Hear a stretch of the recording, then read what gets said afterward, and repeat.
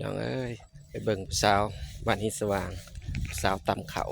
เป็นอะไรเบิ่งน้ำกันเด้อพี่น้องเด้อการตำเขาของผู้สาวนี่สาวบ้านฮิสว่างตำเขาเพื่อจะได้กินข้าวแรงผู้สาว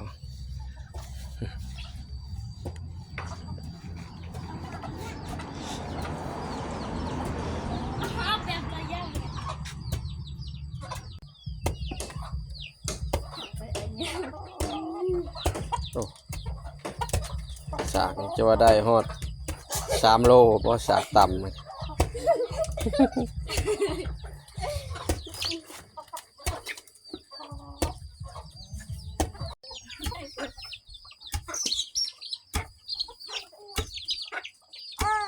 ระยะนอนหน้านะเที่ยวแล้วหรือว่าเสียหยานะ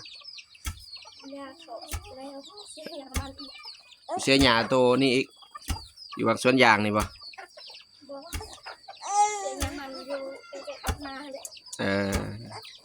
ยังหยามันอีก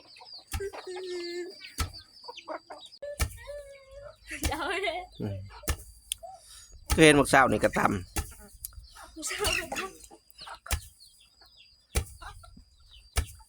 ว่าเปิดแล้วนี่เป็นชั่วโมงแล้วนี่เนาะเต็มกระยังนี่บ่ตำนะ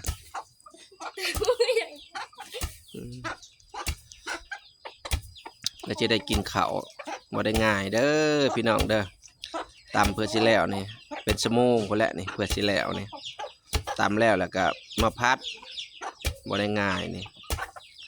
สาวบ้านฮิสว่าง ตำข้าวพัดพี่น้องเอ้ย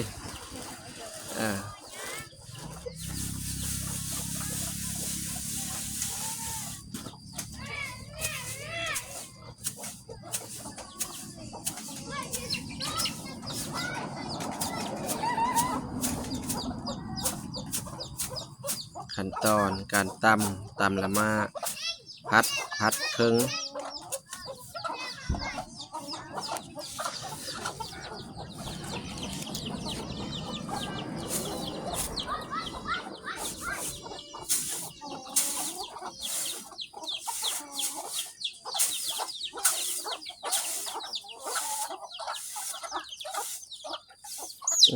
เข้าไปก็ได้เข้าไปห้ำพร้อมโอ้เป็ดชั่วโมงยังไม่ได้กินนะนี่น้องเป็ด 30 นาทียังไม่ทันแล้ว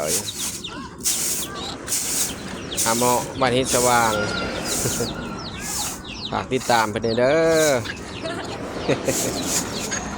กดไลค์กดแชร์ให้กำลังใจชาวบ้านฮิสว่างเนี่ย